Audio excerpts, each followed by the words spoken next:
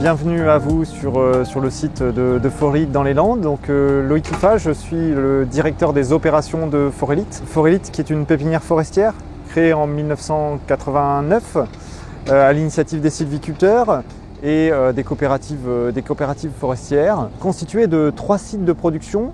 Un site où on est aujourd'hui qui est dans le cœur des Landes et dans le cœur du massif landais. Un site qui est le siège social de Forelite qui est basé à Moulis-en-Médoc, qui est le principal site de production, et un nouveau site que l'on a acquis en 2019, un site de production de plançons de peupliers. On y reviendra un petit peu tout à l'heure sur ce sujet du peuplier.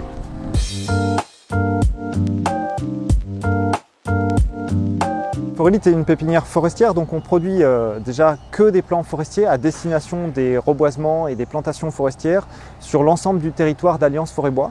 Parce que l'administrateur de Forelite, c'est le groupe Alliance Forêt-Bois qui est majoritaire, ainsi que le FCBA, l'Institut technologique de la forêt de la cellulose, bois et ameublement. La production et les productions historiques se sont faites principalement sur la base de production de plants de pins maritimes, pour reboiser le pin maritime, et surtout on est passé dans les années 60 à 70 et puis suite aux 2 tempêtes, la tempête de 99 et la tempête de 2009, d'une stratégie de semis de pin maritime, donc semis direct dans les parcelles forestières, à une stratégie de plantation. Ensuite, deuxième essence qui est arrivée en suivant et en complément du pin maritime, c'est le pin Tela et le yellow pine. Ces 2 essences-là qui constituent aujourd'hui 80% des quantités produites par Forelite. Forelite produit jusqu'à 25 millions de plants forestiers par an.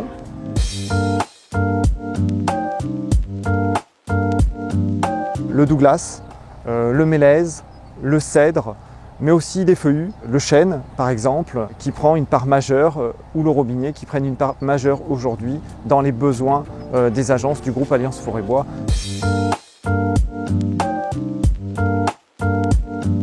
Donc ça, c'est vraiment important, c'est vrai, de bien représenter et repositionner Forelite dans l'écosystème Alliance Forêt-Bois. Dans l'écosystème Alliance Forêt-Bois, on a vraiment un point de départ qui entre pour pouvoir avoir des arbres qui correspondent au marché, aux différents marchés du bois et aux différents besoins et usages sur le territoire français.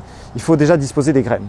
Pour disposer des graines, il faut commencer par disposer de la bonne ressource forestière pour pouvoir avoir des semences améliorées. Ça, c'est le point d'entrée de l'écosystème. Le deuxième, après cette graine, c'est les plants. Donc là, le sujet de Forelite, la pépinière forestière. Ensuite, la sylviculture, donc la mise en place de ces plants, l'élevage de ces plants dans les parcelles forestières, le suivi de la croissance de ces plants, les entretiens, et ensuite on va arriver sur la partie exploitation, commercialisation des bois avec des éclaircies ou des récoltes finales directement dans les parcelles jusqu'à la commercialisation, et avec un cœur autour de tout ça qui est le conseil à la destination des propriétaires forestiers en termes de gestion sylvicole, en termes de fiscalité, en termes de pilotage de leurs propriétés forestières pour mettre en œuvre les bonnes stratégies adaptées à leurs conditions et à leur contexte sur l'ensemble du territoire d'Alliance Forêt-Bois.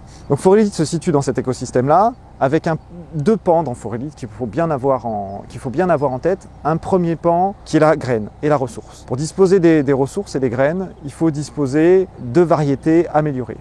Une variété améliorée, c'est les meilleurs arbres dans une population, dans une parcelle forestière, qui ont été identifiés comme correspondant aux besoins futurs, c'est-à-dire la forme des arbres, la branchaison des arbres, pour pouvoir avoir des utilisations industrielles. Ces arbres-là qui avaient les meilleures conformations, on a récolté les graines. Ces graines-là, on les a mis dans des vergers à graines. Donc des vergers, c'est un peu comme un verger de pommier, si on doit synthétiser et schématiser l'idée. C'est-à-dire qu'on va les planter, ces graines, dans des formats et des dimensions permettant de récolter des pommes de pin, des pignes, des cônes dans le langage et dans le jargon professionnel, qu'on va récolter sur le pin maritime par exemple ou sur le pin Tela entre le mois d'octobre pour le pin Tela et jusqu'au mois de mars pour le pin maritime. Et ces cônes-là, on va extraire les graines à l'intérieur de ces cônes-là pour pouvoir semer ces graines avec un objectif de disposer d'une graine viable égale un plant forestier qu'on va aller implanter dans les parcelles forestières.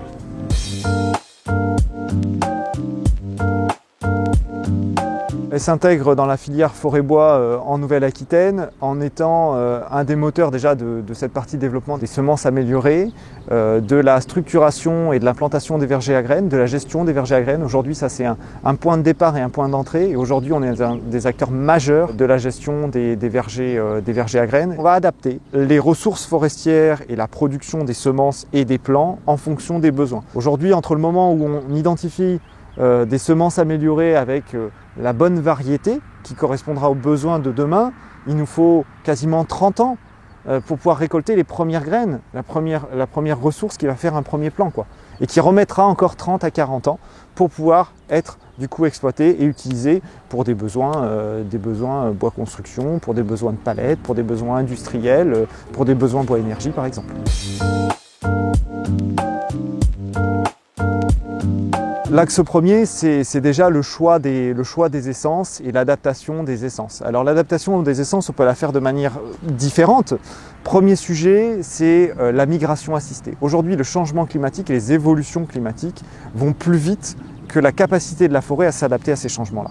Donc il faut qu'on l'aide et qu'on l'assiste. C'est ce qu'on appelle la migration assistée. Par exemple, aujourd'hui, une des essences qui va prendre et qui va évoluer face au changement climatique, c'est le pin maritime qui est du coup aujourd'hui a une capacité de remonter plus au nord et de répondre à des besoins sur des stations plus au nord. Un autre axe important, c'est d'identifier des semences et des essences forestières qui sont aujourd'hui peu ou pas utilisées et qui demain répondront à ces besoins de changement climatique. L'exemple, c'est le cèdre dont on pourra parler tout à l'heure. Il y a aussi le côté R&D, recherche et développement. Dans cet axe R&D, c'est aussi de se dire, on prend un crayon et puis on écrit, on dit, tiens, telle essence, est-ce que demain, on ne pourrait pas la tester? Donc là, on est sur des chantiers pilotes, des chantiers tests sur tout le territoire et essayer d'identifier demain des essences d'avenir qui pourront répondre à ces enjeux-là. L'enjeu changement climatique, c'est pas une case simple changement climatique, c'est des changements de conditions de température, de répartition de la pluviométrie, de quantité de pluie, et ça,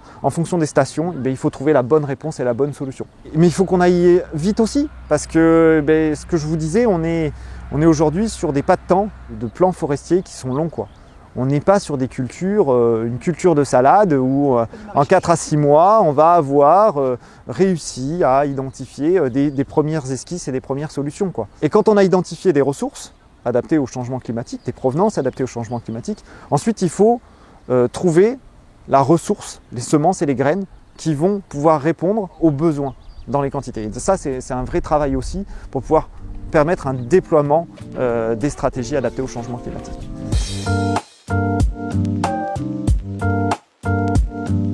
Aujourd'hui, on a une capacité à exporter des plans forestiers, on en exporte déjà des plans forestiers sur le territoire européen, sur un axe clair, encore une fois, de contractualisation et principalement avec des contractualisations à l'étranger pluriannuelles. La réussite d'un reboisement, c'est lié à la qualité et à la fraîcheur des plants. Donc il faut qu'on ait une stratégie, une organisation logistique du plan entre la pépinière et le pays destinataire la plus directe possible.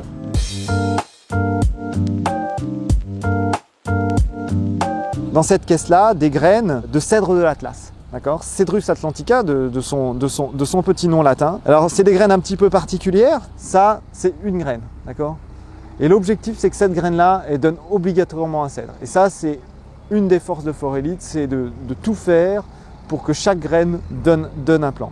Aujourd'hui là par exemple dans ma main, je pense que je dois avoir une centaine de graines de cèdre. 1 kg de graines de cèdre, c'est à peu près 15 000 cèdres. Ça c'est vraiment une essence dont on a parlé tout à l'heure, qui est une réponse demain au changement climatique et sur lequel aujourd'hui on s'implique pour la déployer, réussir le déploiement, c'est-à-dire d'identifier la ressource jusqu'à produire les plants et réussir les plantations.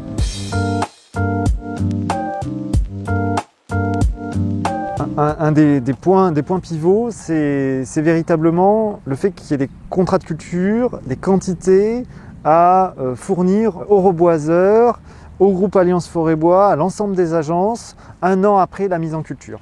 Ça prévaut déjà de se sécuriser la production. L'objectif réel, c'est d'être sûr qu'on ait les plants dans les quantités et dans les qualités souhaitées à la fin de la phase d'élevage. Donc premier facteur, c'est de se protéger des aléas climatiques et de mettre en place toutes les protections climatique vis-à-vis de la grêle, vis-à-vis du gel, vis-à-vis des intempéries. Aujourd'hui, on fait face en agriculture à des grandes amplitudes climatiques. Pour ça, on a développé et mis en place des cultures protégées par des filets et des protections climatiques qui vont protéger du coup les plants qui sont dessous. C'est des plants qui viennent d'être semés, qui ont été semés il y a une semaine et qui vont être protégés de tout ce qui va pouvoir leur arriver pendant leur cycle de culture. À commencer principalement, on sème des graines, donc se protéger des oiseaux. Mais tout ça n'est vrai qu'avec un ensemble d'éléments que l'on a conçus avec toute l'expérience de Forélite pour produire ces plants forestiers. Tous ces éléments, c'est la production sur palette, surélevée du sol, avec des arceaux, avec des filets, avec des maillages de filets et des plaques de culture qui ont été définies pour nos propres besoins. Un des points importants dans les plants forestiers, c'est véritablement la qualité, et surtout dans les plants en godet et en motte, qui sont la production de Forélite, d'avoir des systèmes racinaires bien orientés. D'accord ? Donc, pour ça, il faut qu'on puisse avoir du cernage des racines. Donc l'idée, c'est que l'air passe sous les palettes et vienne oxyder les racines pour qu'elles puissent se diviser. Et les plaques sont des plaques ajourées et rainurées pour orienter les racines dans la verticalité. Pourquoi il faut orienter les racines dans la verticalité ? Le point important, c'est que l'arbre que l'on va planter, au moment où on va le planter dans la forêt, il va devoir se débrouiller de manière autonome. Et pour ça, il va falloir qu'il résiste. Déjà, premier sujet, qui est une reprise. Et à cette reprise-là, il faut que les racines s'ancrent de manière bien structurée, bien orientée pour pouvoir résister aux différents aléas climatiques en forêt.